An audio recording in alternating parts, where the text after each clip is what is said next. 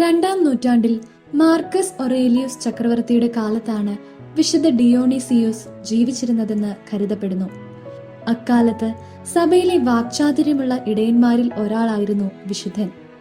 ജീവന്റെ വാക്കുകൾ തന്റെ കുഞ്ഞാടുകൾക്ക് മാത്രം പകർന്നു കൊടുക്കുന്നതിൽ സംതൃപ്തനല്ലായിരുന്ന വിശുദ്ധൻ ദൂരെയുള്ളവരെ പോലും സമാശ്വസിപ്പിക്കുകയും ഉപദേശിക്കുകയും ചെയ്യുക വിശുദ്ധന്റെ പതിവായിരുന്നു.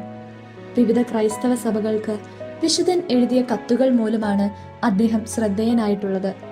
യൂസേബിയൂസിന്റെ വിവരണങ്ങളിൽ നിന്നാണ് വിശുദ്ധനെ കുറിച്ചും അദ്ദേഹം എഴുതിയ കത്തുകളെ കുറിച്ചുമുള്ള വിവരങ്ങൾ നമുക്ക് ലഭ്യമായിട്ടുള്ളത്.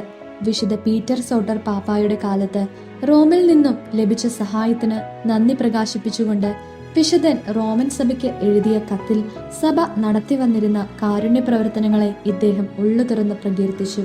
അക്കാലത്തെ മതവിരുദ്ധ വാദങ്ങളെക്കുറിച്ച് വിശുദ്ധൻ സൂചിപ്പിച്ചിരിക്കുന്നതനുസരിച്ച് ആദ്യ 3 നൂറ്റാണ്ടുകളിലെ ഭീകരമായ മതവിരുദ്ധ വാദങ്ങൾ വിശുദ്ധ ലിഖിതങ്ങളുടെ തലതിരിഞ്ഞ വ്യാഖ്യാനങ്ങൾ വഴിയല്ല വന്നിട്ടുള്ളത്, മറിച്ച് ദൈവദൂഷകരുടെ അബദ്ധമായ തത്വശാസ്ത്ര വിദ്യാലയങ്ങളിൽ നിന്നുമാണ്.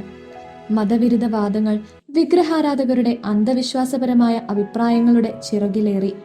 വിശുദ്ധ ഡിയോണീസിയൂസ് ഇത്തരം ദൈവനിഷേധപരമായ തെറ്റുകളുടെ ഉറവിടങ്ങളെ ചൂണ്ടിക്കാട്ടി ഏത് തരത്തിലുള്ള തത്വശാസ്ത്ര വിഭാഗങ്ങളിൽ നിന്നുമാണ് ഓരോ മതവിരുദ്ധ വാദവും ഉയർത്തെഴുന്നേറ്റതെന്നും വിശുദ്ധൻ ജനങ്ങളെ പഠിപ്പിച്ചു. ഗ്രീക്കുകാർ വിശുദ്ധ ഡിയോണീസിയൂസിനെ ഒരു രക്തസാക്ഷി എന്ന നിലയിൽ ആദരിക്കുന്നു. കാരണം വിശുദ്ധൻ സമാധാനപൂർവമാണ് മരണപ്പെട്ടതെന്ന് കാണപ്പെടുന്നുണ്ടെങ്കിലും ക്രിസ്തുവിലുള്ള വിശ്വാസത്തിന് വേണ്ടി അദ്ദേഹം ഒരുപാട് കഷ്ടതകൾ സഹിച്ചു. എന്നാൽ ലാറ്റിൻകാർ വിശുദ്ധനെ ഒരു കുമ്പസാരകനായി മാത്രമാണ് പരിഗണിക്കുന്നത്.